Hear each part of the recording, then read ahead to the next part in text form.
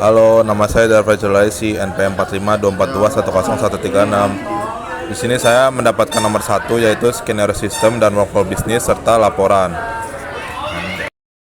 Nama saya Muzaki Abrar dengan NPM 4524210071. Di sini tugas saya itu adalah nomor 2 yaitu rancangan APL, DFD, Object Oriented atau UML. Perkenalkan, saya Rangga Vedaswangga dengan NPM 4524210118. Di sini saya bertugas membuat layout sistem, interface dengan kaidah IMK dan database-nya. Halo, nama saya Muhammad Arkan dengan NPM 45242-10114. Di sini tugas saya sebagai programmer. Jadi kami di sini memilih aliran proses iteratif. Mengapa kami memilih aliran proses iteratif? Karena agar tidak terjadi miskomunikasi pada saat perancangan sistem.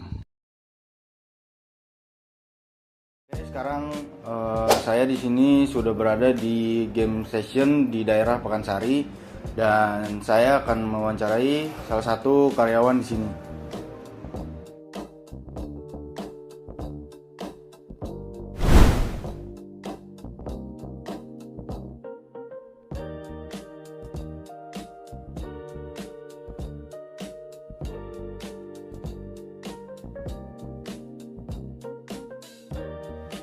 Oke Kak, jadi di sini kami berempat mau bertanya atau mengetahui tentang tempat PS ini untuk kebutuhan membuat website.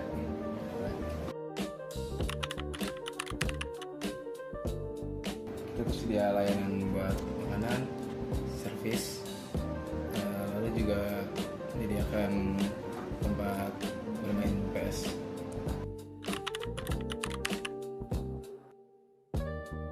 Kalau buat PS4 kita ada 5 unit, kalau buat PS5 kita ada 18 unit.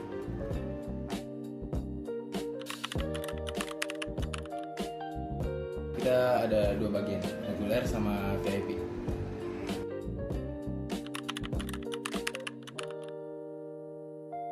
Paling buat list gamenya, lalu juga kayak list game, list buat menu makanan.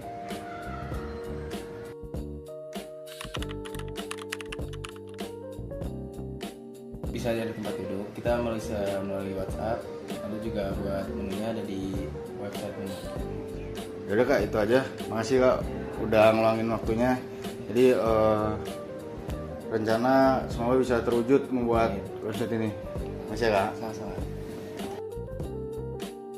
Oke, pada kegiatan wawancara yang telah dilakukan, tim kami mengunjungi sebuah game center untuk menggali informasi terkait proses operasional dan kebutuhan sistem yang dikembangkan.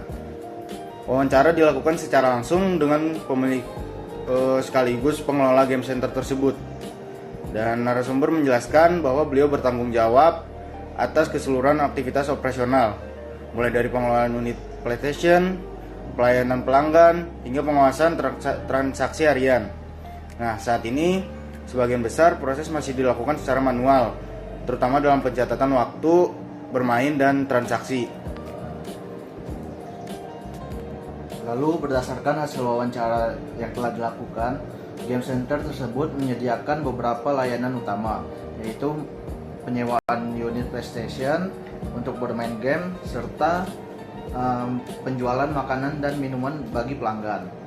Jumlah unit PlayStation yang tersedia cukup memadai untuk melayani pelanggan, dan beberapa di antaranya memiliki spesifikasi yang berbeda. Selain itu, game center ini juga menyediakan ruangan khusus seperti regular dan VIP yang menawarkan kenyamanan bagi pelanggan, seperti ruang yang lebih private dan fasilitas tambahan.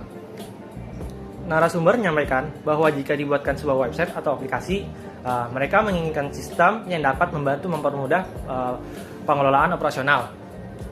Selain itu, pemilik juga tertarik dengan fitur yang dapat meningkatkan efisiensi dan mengurangi kesalahan pencatatan yang sering terjadi pada sistem manual.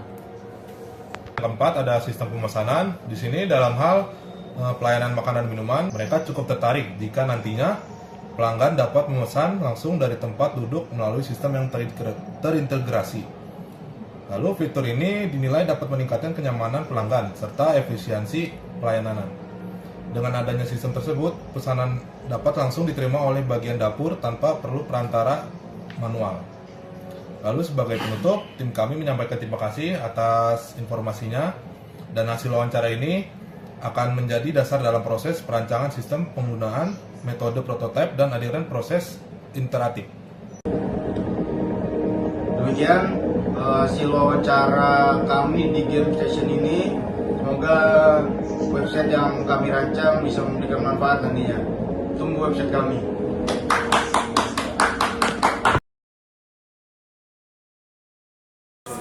Lalu di sini saya akan menjelaskan workflow booking tempat bermain serta workflow makanan dan minuman.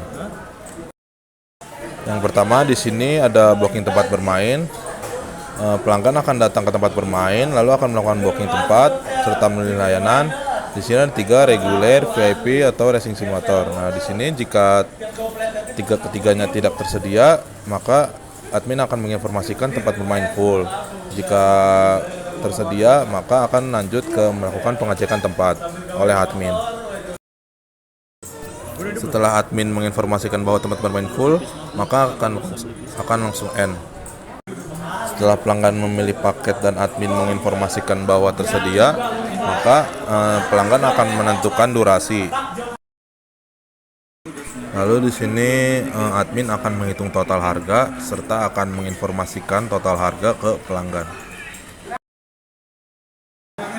Lalu pelanggan akan menerima total harga, lalu langsung melakukan pembayaran.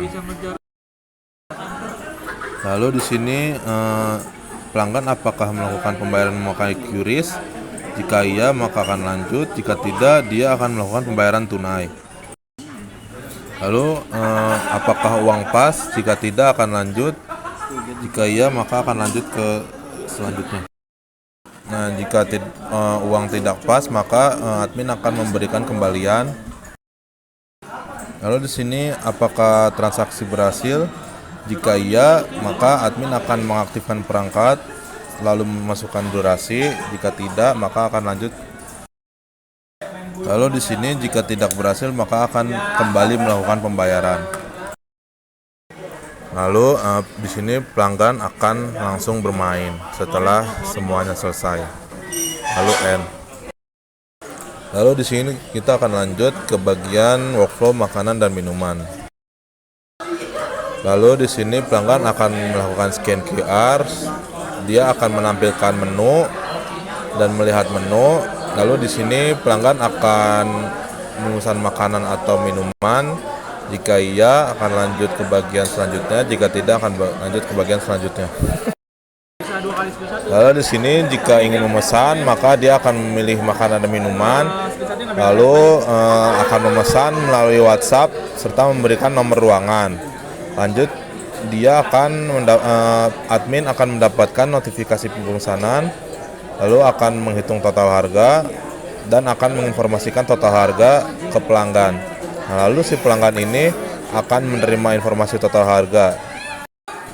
Lalu lanjut, pelanggan akan melakukan pembayaran. Nah, di sini ada 2 pembayaran, yaitu QRIS dan tunai. Nah, lalu di sini apakah uang pas? Jika tidak, dia akan kembali melakukan pembayaran. Jika iya, maka akan lanjut. Nah, jika QRIS, apakah admin akan mendapatkan informasi notifikasi apakah transaksi berhasil. Jika berhasil, maka admin akan langsung menyiapkan makanan dan minuman yang dipesan pelanggan. Lalu akan mengantarkan, si pelanggan akan menerima pesanan juga. Jika tidak, akan lanjut. Nah, lalu si pelanggan akan menerima pesanan serta akan mengecek apakah makanan sesuai. Jika iya, maka akan langsung end, selesai. Jika tidak, admin akan menyiapkan kembali makanan sesuai dengan pesanan yang pelanggan pesan.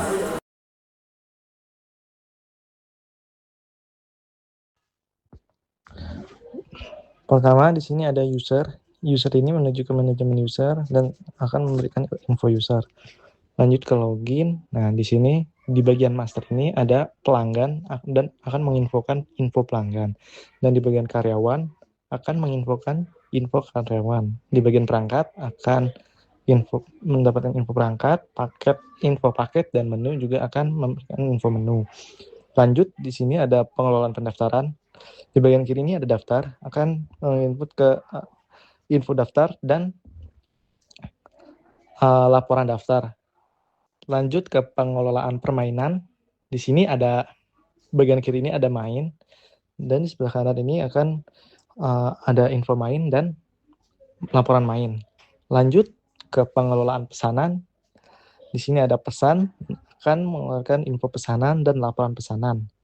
Lanjut di pengelolaan pembayaran. Di sini ada bayar, akan info pembayaran dan laporan pembayaran.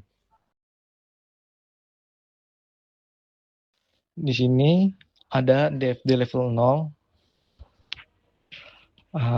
Terdapat 2 role, yaitu admin atau owner dan pelanggan. Di sini pelanggan akan memberikan ke sistem Game Center, yaitu ada pelanggan, kedua ada login, ketiga ada daftar, keempat ada bayar, dan kelima ada main. Lanjut, di sini sistem Game Center akan memberikan ke pelanggan, yaitu ada info pelanggan, info main, pesan, info main, info bayar, info daftar, info login, info perangkat, info pesan. Lalu admin memberikan ke sistem Game Center itu ada perangkat, ada login, ada paket, ada karyawan, ada user, ada menu. Lalu sistem Game Center memberikan ke admin atau owner ini ada info menu, ada info karyawan, info pelanggan, info login, info pesan, info user, info bayar, info perangkat, laporan daftar, laporan main, laporan pesan, laporan bayar, dan info paket. Nah, sekarang saya akan menjelaskan yang DFD level 2. Di sini juga tetap ada 2 role, yaitu pelanggan dan admin atau owner. Nah, di sini manage user akan harus saya bagi ke user. Nah, manage user akan ke pelanggan dengan info login, dan pelanggan akan login ke manage user. Nah, lanjut, di sini ada manage user akan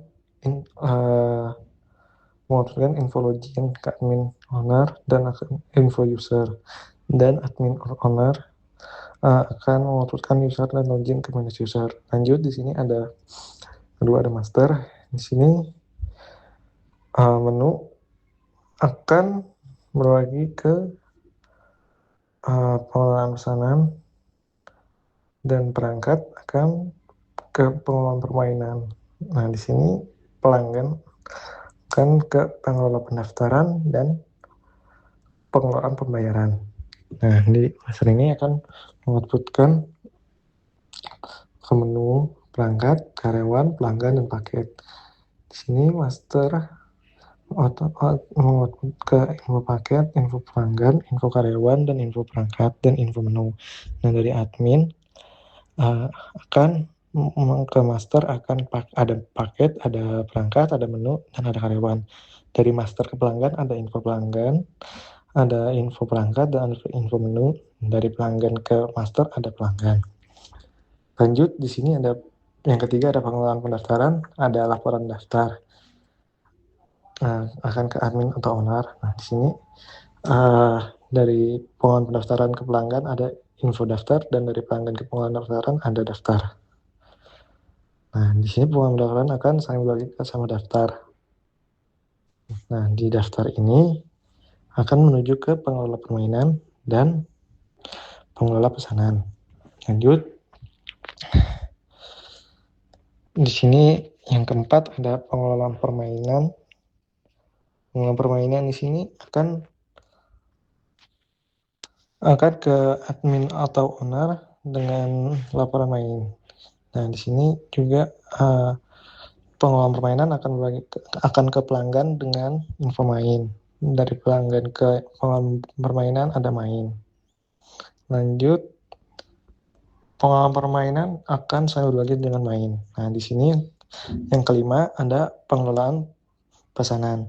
Nah, pengelolaan pesanan ke admin owner ini ada info pesan dan ada laporan pesan. Dari pengelolaan pesan ke pesanan ke pelanggan ada info pesan, dari pelanggan ke pengelola pesanan ada pesan. Dan pengelolaan pesanan ini saling berbagi ke pesanan. Dari pesanan ini akan menuju ke pengelolaan pembayaran. Nah, di pengelolaan pembayaran ini akan ke admin atau owner itu dengan ada info bayar dan ada laporan bayar. Dari pengelolaan pembayaran ini ke pelanggan ada info bayar. Dan dari pelanggan ke pengelolaan pembayaran ada bayar. Nah, pengelolaan pembayaran ini ada. Lanjut, di sini saya akan menjelaskan UML. Nah, yang pertama di sini saya akan menjelaskan use case-nya. Pertama, di sini pelanggan akan daftar. Nah, daftar ini include dengan login. Nah, admin akan mengelola user. Nah, di sini akan include dengan login juga. Lanjut, di sini ada pelanggan akan melakukan booking dan akan include ke perangkat. Nah, booking juga akan extend ke main. Main juga akan extend ke bayar. Nah, di sini ada akan pesan. Nah, pesan ini juga akan extend ke bayar. Tapi di sini extend akan include dengan menu. Oh ya, tadi bagian booking lupa, dia juga include dengan paket. Nah, di sini karyawan itu akan sendiri. Nah, lanjut yang kedua, di sini ada diagram kelas. Yang pertama ada di sini karyawan menuju ke user dan status one-to-one. Nah, adapun atribut dari karyawan itu ada ID karyawan, nama, role, nomor HP, dan ID user. Dan juga ada atribut metodenya. Di sini ada user.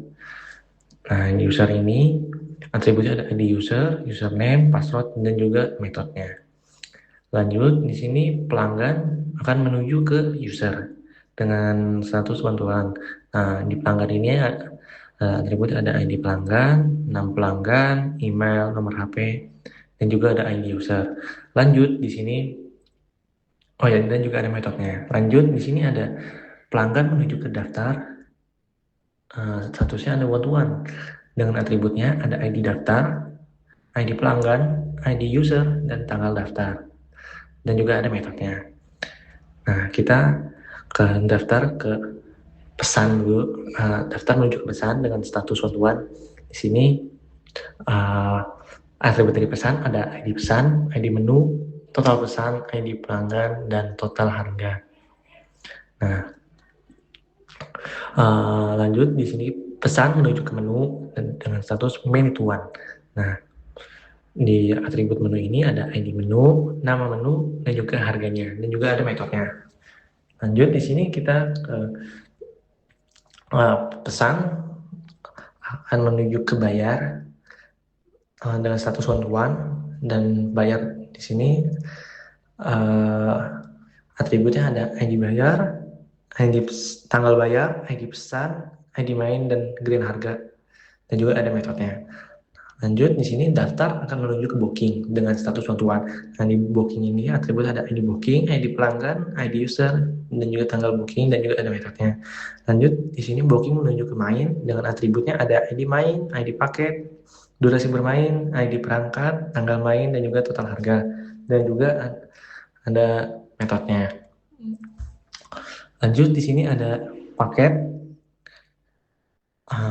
menuju ke main dengan status one to many. Nah, di sini atribut dari paket ada ID paket, nama paket, ID paket, nama paket, durasi jam, dan juga harga, dan juga ada metodenya. Nah, di sini main menuju ke perangkat itu many to one. Nah, atributnya perangkat ini ada ID perangkat, nama perangkat, dan juga lokasi, dan juga ada metodenya. Dan terakhir di sini main akan menuju ke bayar dengan status one-to-one.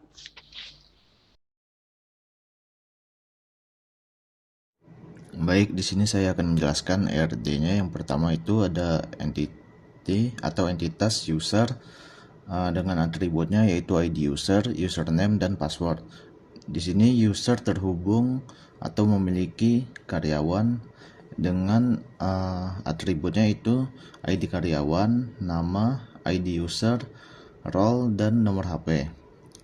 Lalu user ini juga terhubung atau memiliki pelanggan dengan atributnya yaitu ID pelanggan, nama pelanggan, email, nomor HP, dan ID user.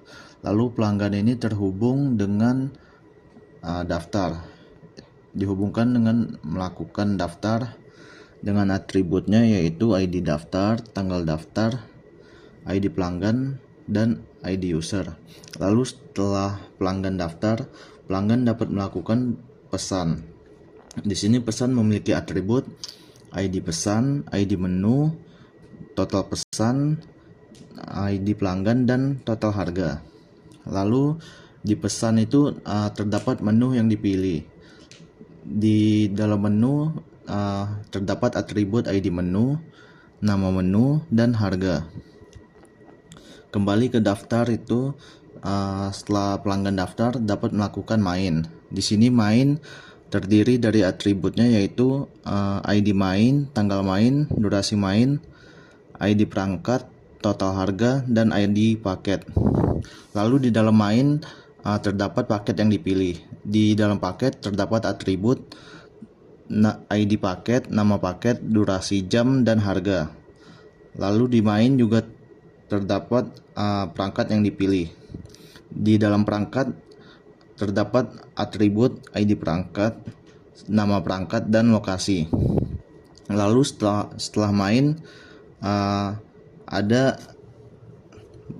bayar. Di sini bayar terdiri dari ID bayar, tanggal bayar, dan ID main, dan juga grand harga. Dibayar ini terhubung ke pesan. Di sini ada pesan yang dibayar, lalu pelanggan melakukan pembayaran. Baik, di sini saya akan menjelaskan database-nya. Di sini terdiri dari 10 tabel, ada 6 tabel master dan 4 tabel transaksi. Tabel pertama itu ada tabel user. Di sini tabel user memiliki atribut ID user, username, dan password. Di sini primary key-nya yaitu ID user. Lalu tabel master yang kedua yaitu tabel karyawan dengan atribut ID karyawan, nama, role, nomor HP, dan ID user. Di sini primary key-nya yaitu ID karyawan dan foreign key-nya yaitu ID user. Lalu ada tabel pelanggan dengan atribut ID pelanggan, nama pelanggan, email, nomor HP, dan ID user. Di sini primary key-nya yaitu ID pelanggan, lalu foreign key-nya ada ID user. Lalu tabel paket. Di sini atributnya yaitu ID paket, nama paket, durasi jam, dan harga. Primary key-nya yaitu ID paket. Lalu tabel menu ada ID menu, nama menu, dan harga. Primary key-nya yaitu ID menu. Lalu tabel perangkat terdiri dari ID perangkat, nama perangkat, dan lokasi. Primary key-nya yaitu ID perangkat. Lalu masuk ke tabel transaksi, ada tabel daftar dengan atribut ID daftar, ID pelanggan, ID user, tanggal daftar. Dengan primary key-nya di sini yaitu ID daftar, dan foreign key-nya ada dua yaitu ID pelanggan dan ID user. Lalu ada tabel pesan. Di sini atributnya yaitu ID pesan, ID menu, total pesan, ID pelanggan, dan total harga. Di sini primary key-nya yaitu ID pesan, lalu foreign key-nya ada ID menu dan ID pelanggan. Lalu masuk ke tabel main. Di sini ada ID main, ID paket, durasi bermain, ID perangkat, tanggal main, dan total harga. Di sini primary key-nya yaitu ID main, lalu foreign key-nya ada ID paket dan juga ID perangkat. Lalu tabel bayar, di sini atributnya yaitu ID bayar, tanggal bayar, ID pesan, ID main, dan grand harga. Di sini primary key-nya yaitu ID bayar, lalu foreign key-nya ID pesan dan ID main. Oke, di sini saya akan menjelaskan struktur proyek yang sudah saya buat. Pertama, di sini proyek saya tuh dibuat menggunakan Laravel atau sebuah framework PHP yang menggunakan pola arsitektur model view controller atau bisa disebut MVC. Nah, yang pertama di sini ada folder HTTP, lalu masuk ke folder controllers. Di sini ada file own controller dan controller. Nah, fungsinya sebagai otak dari web ini. Jadi di sini tuh tempat menulis logika bisnis seperti proses login, menyimpan data booking, atau mengambil data menu. Lalu di sini ada folder model yang isinya ada file-file karyawan, menu, pelanggan, pesan atau user. Nah, di sini fungsinya itu sebagai jembatan yang menghubungkan aplikasi dengan tabel-tabel di database. Lalu lanjut ke sini. Nah, di dalam folder migration ini terdapat file-file sebagai berikut yang fungsinya memastikan struktur database kita tuh konsisten. Jadi di setiap file ini berisi perintah untuk membuat table. Di sini seperti create table user, lalu ada create table karyawan, pelanggan, menu, dan pesan. Lalu lanjut ke views. Di sini ada folder views. Nah, di sini baru fungsinya tuh sebagai tampilan antarmuka atau UI. Jadi kita tuh menggunakan mesin templating bernama Blade. Blade ini file berekstensi untuk menyusun tampilan secara modular. Dan di sini untuk UI untuk pelanggan, dan kalau dilihat di sini ada admin, ini folder. Lalu di sini isinya UI untuk admin. Lanjut ke router. Nah, di sini ada file yang bernama web.php.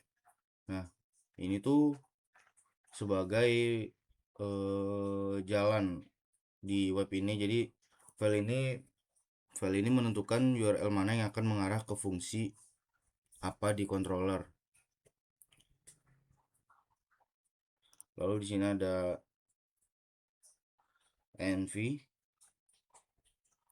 Env ini adalah file konfigurasi utama yang menyimpan kunci keamanan dan pengaturan koneksi di database. Jadi tools yang saya gunakan yaitu Laravel sebagai framework utama untuk sisi server itu backend, lalu Tailwind CSS yaitu framework CSS yang kita gunakan untuk mendesain tampilan agar terlihat modern, responsif, lalu supaya bisa terlihat temanya itu dark. Lalu ada VS Code sebagai editor code utama untuk menulis atau mengelola kode sumber. Lalu ada XMPP atau MySQL sebagai database ringan yang sudah terintegrasi, sangat efisien untuk mengembangkan aplikasi lokal atau website. Lalu ada PHP sebagai bahasa pemrograman dan Composer sebagai manajemen library paket yang menjadi fondasi dari Laravel tersebut.